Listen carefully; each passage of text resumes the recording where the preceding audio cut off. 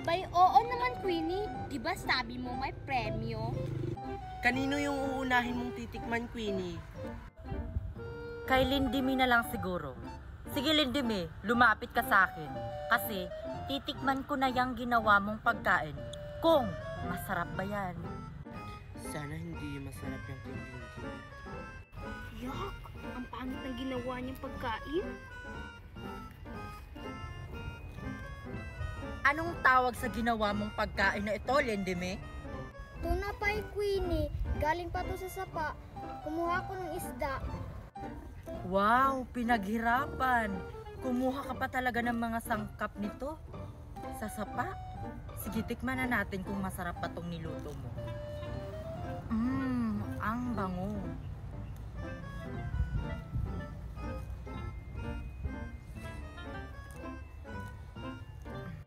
Masarap kaya yung niluto ni Lindimi?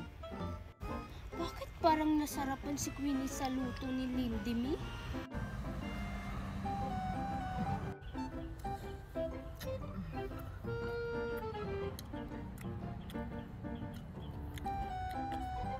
Next, kay Nicole naman. O Nicole, ikaw na. Good luck, Nicole! Anong tawag sa ginawa mong pagkain, Nicole? Sushi, Queenie. Sana magustuhan mo. Sige, titikman ko na kung masarap ba yung ginawa mong pagkain. Oh, cute.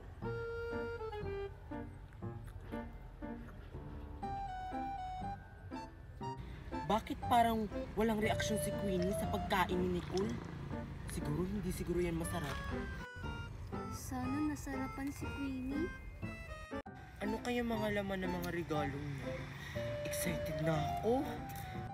Bibigyan ko kayo ng regalo, pero kantahan nyo muna si Ninang ng Christmas song. Hala, hindi pa naman ako marunong kumanta. Ninang, ako yung una. Ako yung una kumanta. Excited na ako makatanggap ng regalo.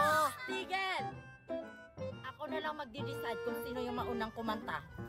Kayo kasi. Sige, mauna ka kumanta. Lendeme, galingan mo. Galingan mo, Lindimi! We wish you a Merry Christmas. We wish you a Merry Christmas. And a Happy New Year. Oh, Thank you po, Ninang Miret.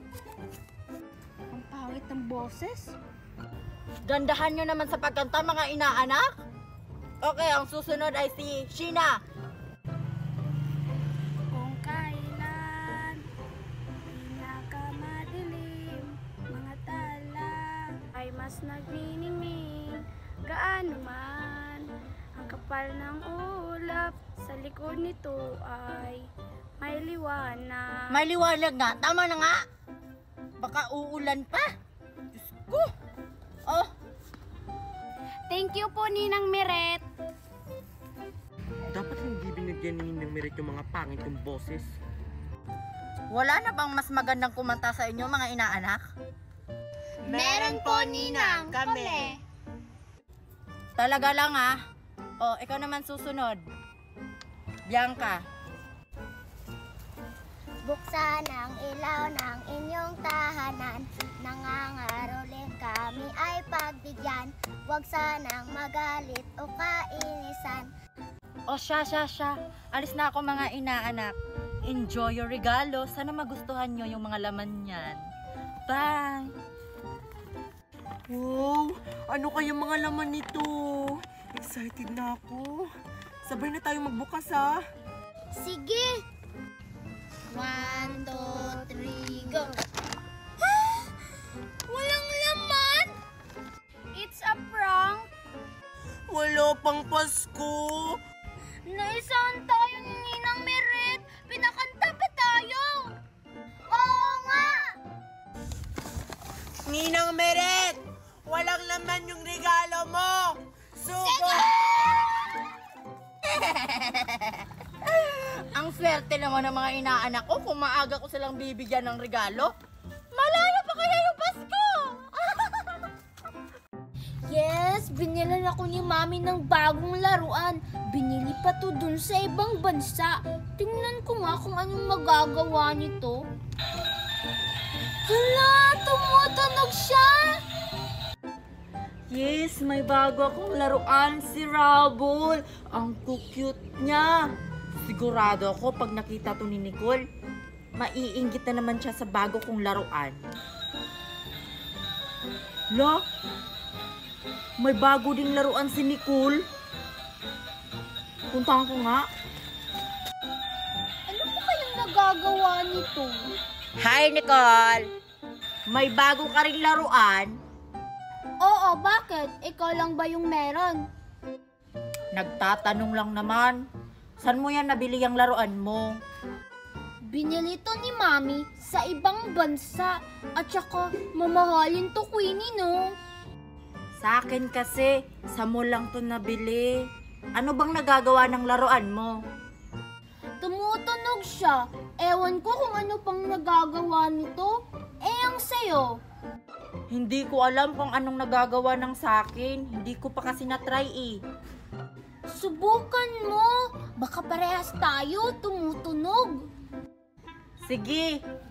Asan ba yung buton nito? Ah, ito. Hala, tumutunog nga siya.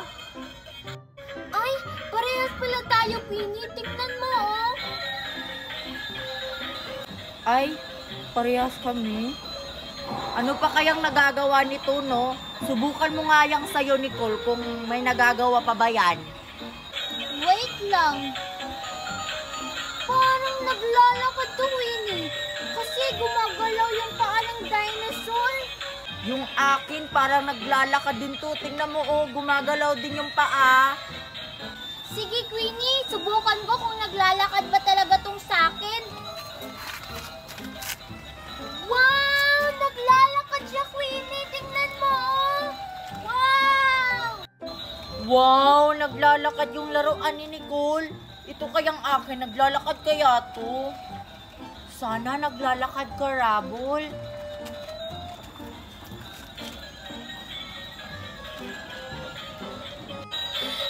Yung kay Queenie hindi naglalakad. Tignan mo yung sakin, oh. Naglalakad siya. Wow! Bakit kaya hindi naglalakad yung sa akin? Gumagalaw naman yung paa niya, oh. Uy, maglakad ka. Tapon mo yung laruan mo, Queenie. Sira naman yan. Tumutunog lang pero hindi naglalakad. Tignan mo yung sakin, no? Ang layo na nang narating. Hindi kaya sira tong laruan ko. Eh bakit tumutunog siya? Baka need lang to i-charge. Sira yung laruan mo, Sira. Dinosaur, bumalik ka dito. Hindi kaya to sira. Kung sira to, bakit tumutunog siya? Sige, maglakad ka pa, dinosaur. Bilian mo. Sige pa. Buti pa yung laruan ni Nicole, naglalakad yung dinosaur niya.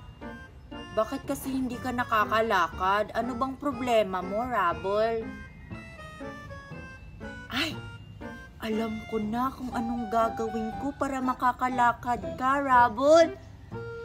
Baka kailangan mo palitan ng baterya. Nicole! Pwede pahiram ng laruan mo? Sayo mo na tong laruan ko. Okay lang naman si Rubble. Kahit hindi siya nakakalakad, pwede mo siya paglaruan. Sige na, pahiram ako. Ang cute kaya ni Rubble. Sige na nga para masubukan ko yung laruan mo. Oh, ingatan mo si Rubble, ah. Ingatan mo rin tong dinosaur ko, ah. Wow, ang ganda naman ng laruan mo, Nicole, na dinosaur. Nicole, pwede ba doon ako maglaro? Pwede naman. Sige, tara doon tayo, dinosaur.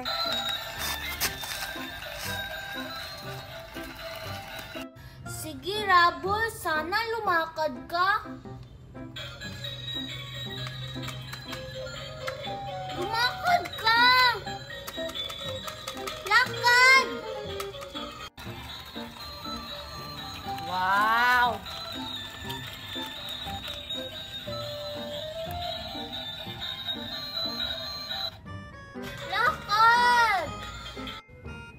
Ayan, nakatalikod si Nicole. Hindi niya makikita na kukunin ko yung baterya nito. Ito lang kasi yung tanging paraan para gagana yung laruan ko. Para makakalakad na si Rapol. Ayan. Ibabalik ko na to sa kanya. Ang pangit ng laruan ni Queenie, hindi nakakalakad.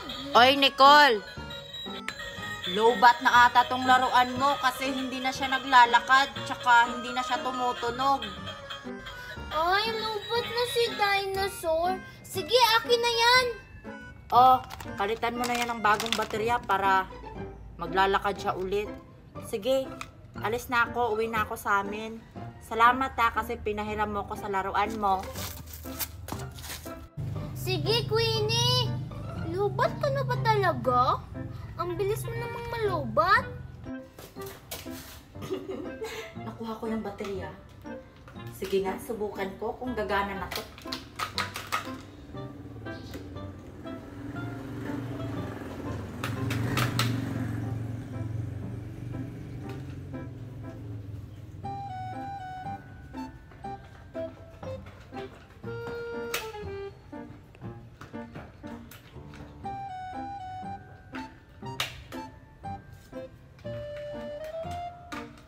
Gumana ka na, Rabol. May bago ka ng baterya.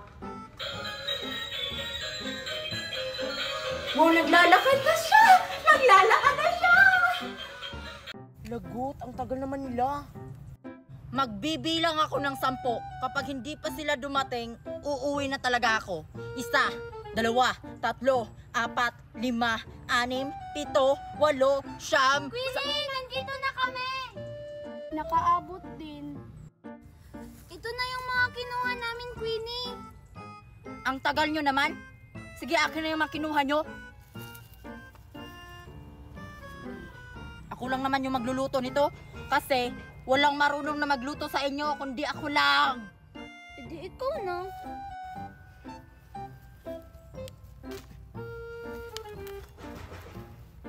Manood kayo kung paano ako magluto para matuto naman kayo. Marunong kaya ako magluto. Pansit Canton nga lang. Ano kaya yung lulutuin ni Queenie? Nakakain ba yung mga kinuha namin?